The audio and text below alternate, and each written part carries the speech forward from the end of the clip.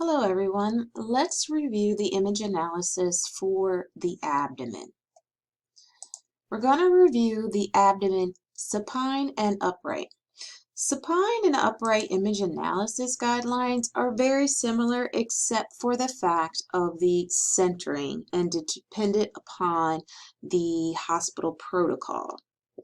For the both projections, you want to see the spinous processes aligned with the midline of the vertebral bodies and the pedicles at equal distance from them. The iliac wings should be symmetrical. The sacrum should be centered within the inlet of the pelvis and aligned with the pubic symphysis. The long axis of the vertebral column should be centered on the projection. The fourth lumbar vertebra should be at the center of the exposure field. Now, in a supine projection, because of our centering, the 12th thoracic vertebra, the lateral body soft tissue, the iliac wings, and the pubic symphysis are all included within the exposure field. Here is those image analysis guidelines that I just reviewed. Like I said earlier, for the upright projection, most of those guidelines are the same as the supine as they are for the upright, with the exception of centering.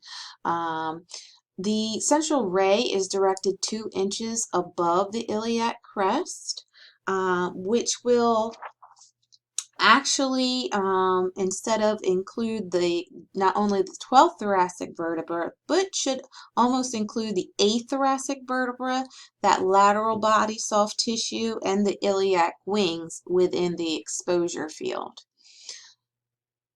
Dependent upon hospital protocol, what I described is really a true upright projection.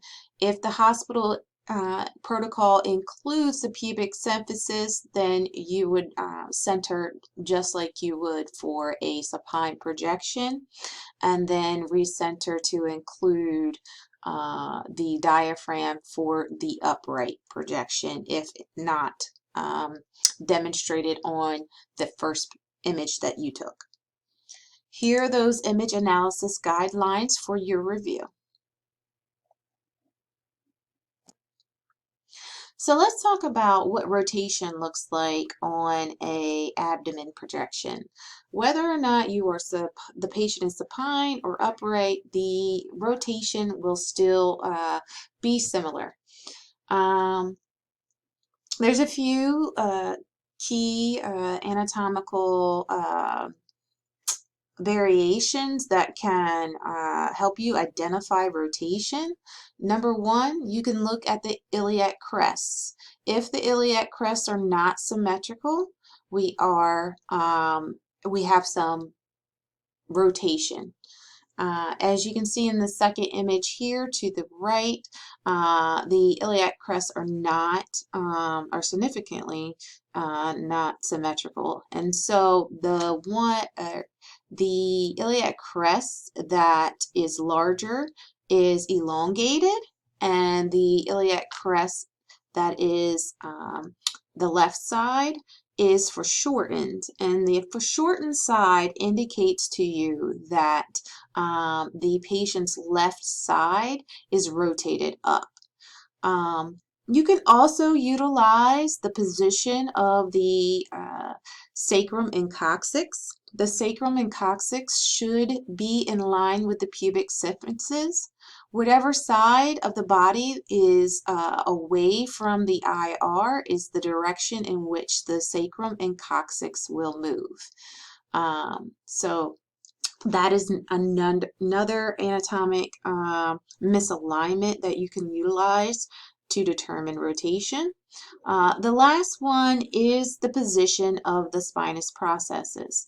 If the spinous processes move closer to one side of the vertebral column, than the other. They always move in the direction of the side that is away from the IR. Those are the three common anatomic misalignments that you can use to determine the direction of the rotation. So let's review a couple of practice analysis. First, you want to ask yourself, when you look at this projection, which is for a AP supine abdomen, do I have all of my anatomic structures?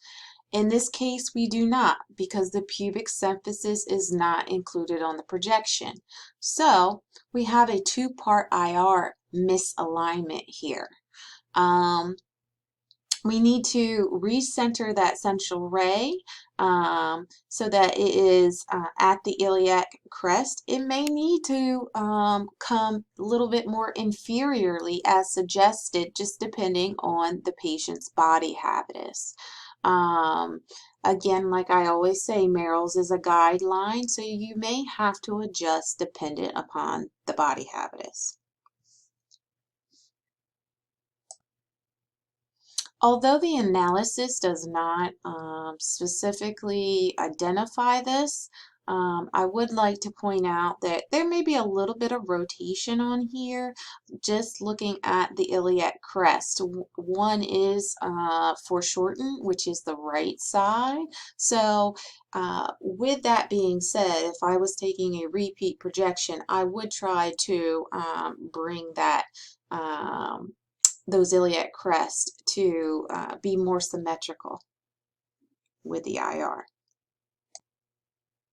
Moving on to this upright abdomen practice analysis, we know that for an upright projection, we are looking for the domes of the diaphragm, depending again upon hospital protocols whether or not you need to include the pubic symphysis. But for all intents and purposes, in this projection, we do not have those domes on here. So you would need to take an additional image to include those domes.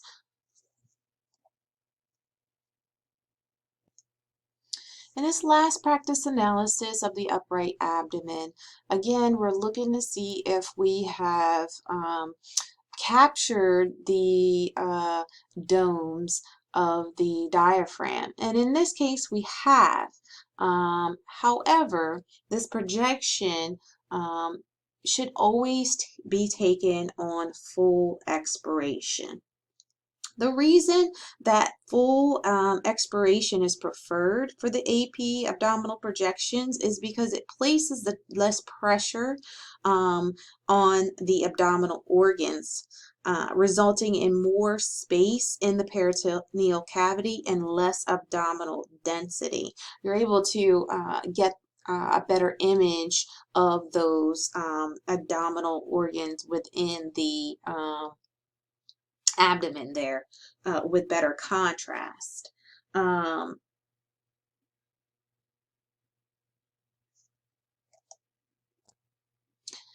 Let's review our last upright abdomen image analysis.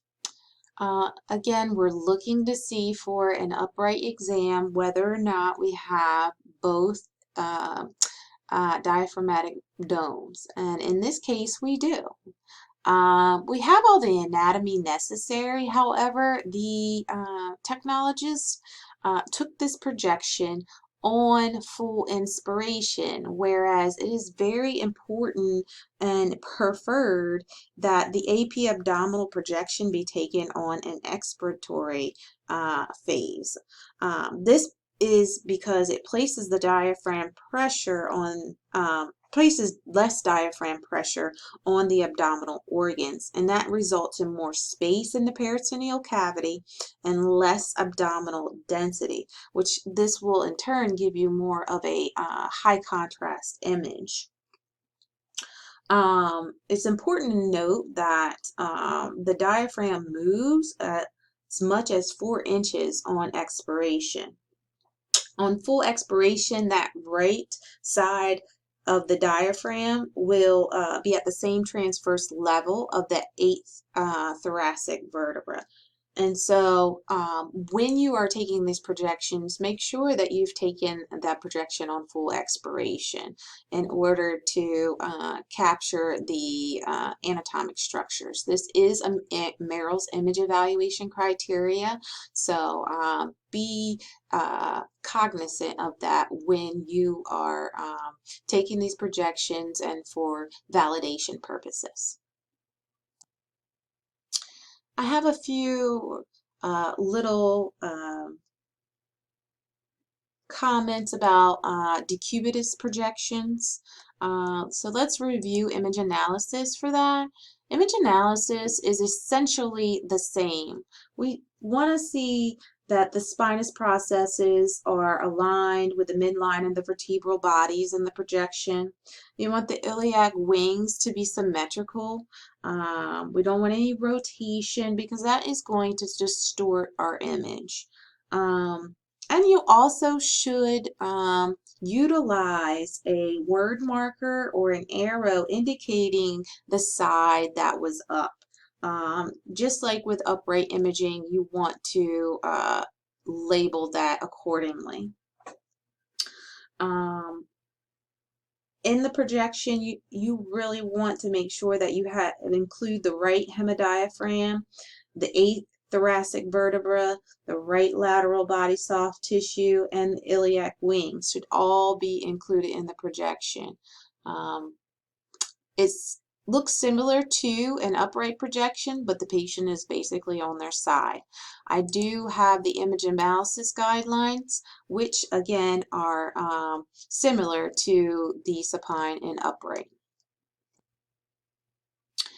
So let's look at this last practice analysis of this left lateral decubitus. When first looking at this image, you can tell that there is some type of rotation going on here. You can utilize the fact that the spinous processes are not demonstrated down the midline of the vertebral column. You can see that one side of the ribs are elongated and the other side that is up are foreshortened. You can also see that the iliac crests are not symmetric, so there's rotation here. The image analysis also mentions the artifacts. If you can remove these artifacts, please do so, because you could be misrepresenting some anatomy that is crucial to the diagnosis of the patient.